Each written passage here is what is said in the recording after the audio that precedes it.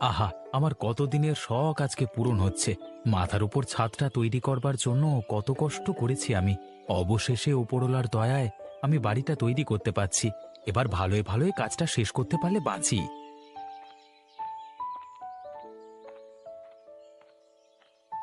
আর ভালো।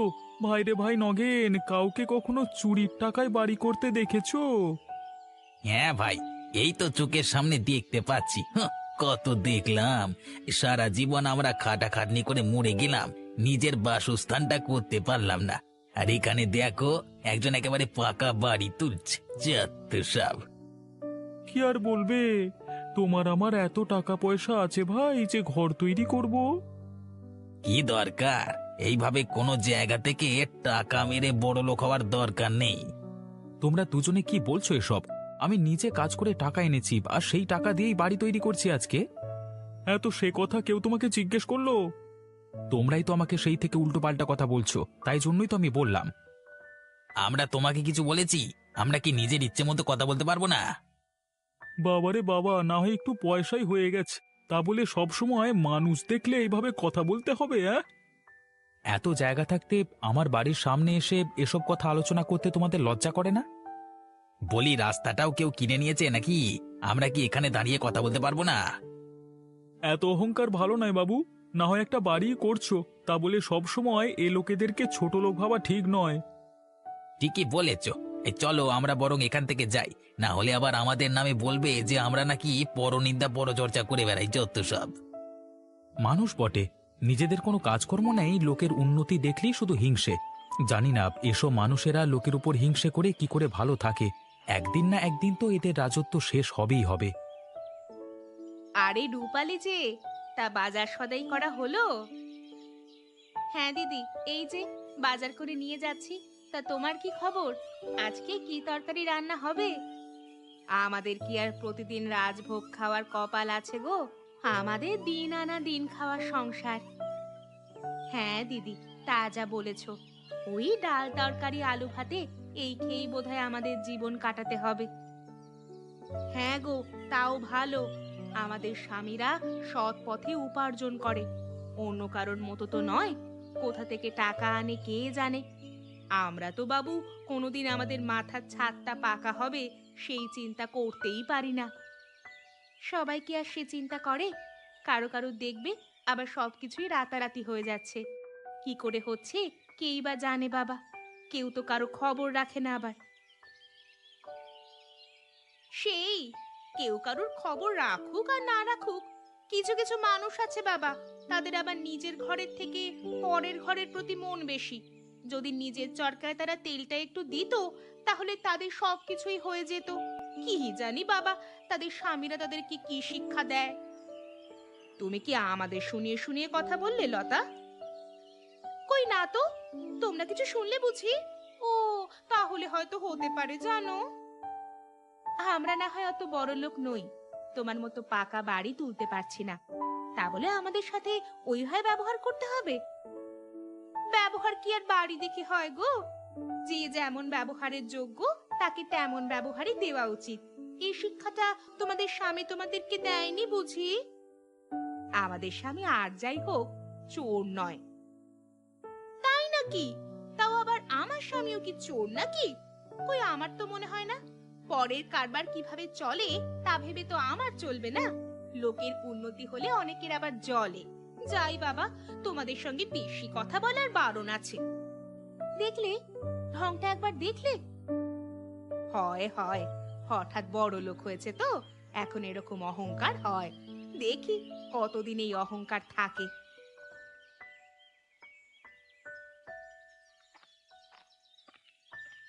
বাবু, ব্যস্ত আছেন নাকি?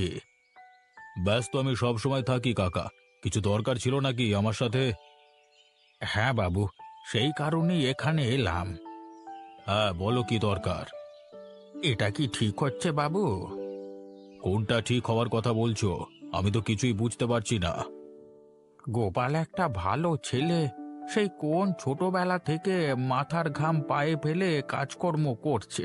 আজকে একটু টাকা পয়সার মুখ দেখে নিজের না হয় একটা বাড়ি করছে, তাতে গ্রামের লোকের এত কথা কিসের? কেন, কে কি বলেছে? ওই রতন আর নগেন আর তাদের গিন্নিরা সমানে ওই একটা ছেলের পরিবারের পেছনে পড়ে আছে। এখনকার সমাজে এগুলো কি মেনে নেওয়া যায়? তাতে তোমার কি হচ্ছে বলো দেখি কাকা? ওরা তো আর অভিযোগ করেনি আমার কাছে। আমার অনেক কিছুই হচ্ছে বাবা। সমাজটা ধীরে ধীরে নষ্ট হয়ে যাচ্ছে। কষ্ট করে নিজেকে তৈরি করা শক্ত, কিন্তু এইভাবে লোকের পেছনে লাগা খুবই সহজ। তাহলে তুমি এখন কি চাইছো বলো? আমি এখন সকাল সকাল জ্ঞান শুনতে চাই না। আপনি এদের দুজনের কিছু ব্যবস্থা করুন। একবার এদের ধমকালিয়ে এরা জব্দ হয়ে যাবে। আপনি সেই ব্যবস্থাটা দয়া করে একটু করুন। ঠিক আছে, আমি ভেবে দেখব। ভাবার সময় এটা নয় বাবু। এরকম করে চলতে থাকলে গ্রামের উন্নতি হবে না। ধীরে ধীরে গ্রাম বিপদের মধ্যে চলে যাবে। আমাদের দেখা ছাড়া আর কোনো উপায় থাকবে না। আহ, একে তো সকালবেলায় এসে তুমি আমার চিন্তার ব্যাঘাত ঘটালে, তার উপর আমি কি করব কি না করব সেই শিক্ষা তুমি আমাকে দিও না। তুমি এখন যাও এখান থেকে। ঠিক আছে বাবু, আমি চলে যাচ্ছি। যদি কিছু বেশি বলে থাকি তাহলে ক্ষমা করে দেবেন। বেশি তো বলেছ বটেই, কোনো শিক্ষা দীক্ষা নেই। সকালবেলা এসে কানের কাছে শুরু করে দিলে। যত সব। যাও যাও এখান থেকে যাও।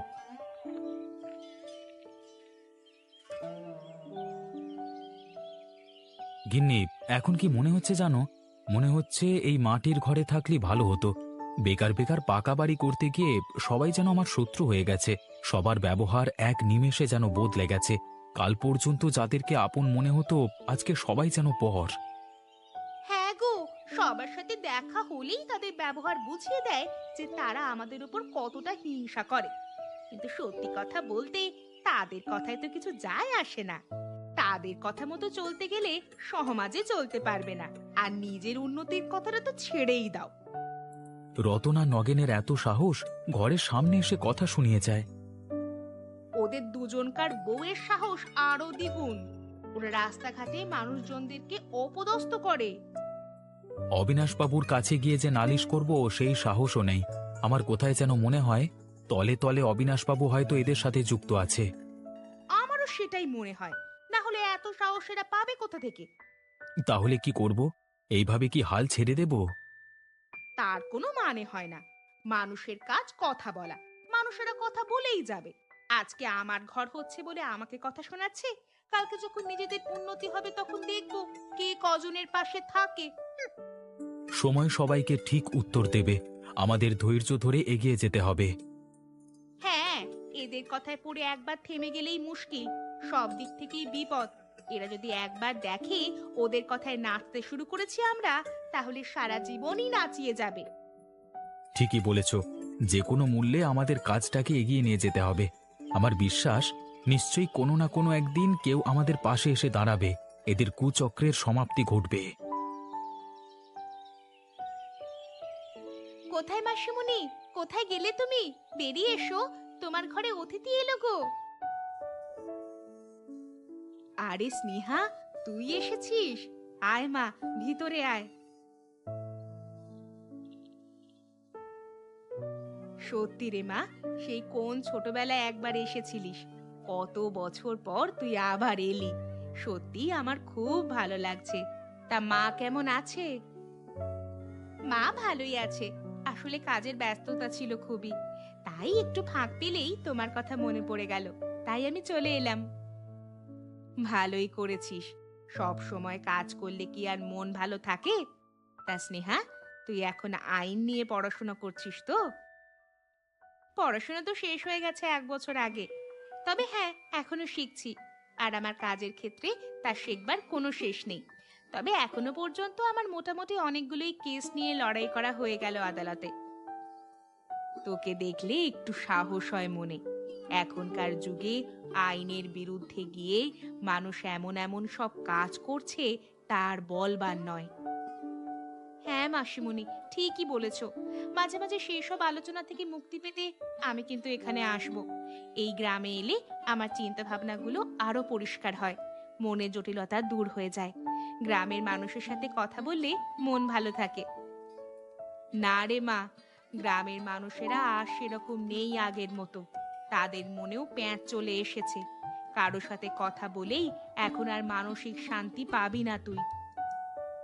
ও তুমি চিন্তা করো না, আমি দেখেই বুঝতে পারি কোন মানুষ ভালো আর কোন মানুষ মন্দ, কার সঙ্গে কথা বললে মন ভালো থাকবে আর কার সঙ্গে কথা বললে সময় নষ্ট করা হবে। ব্যাস, এই সব বুঝে শুনে যদি চলতে পারিস তাহলে হ্যাঁ, তোর লাভ আছে বই কি। তা মেসোমশাই কোথায়? কি জানি, সকাল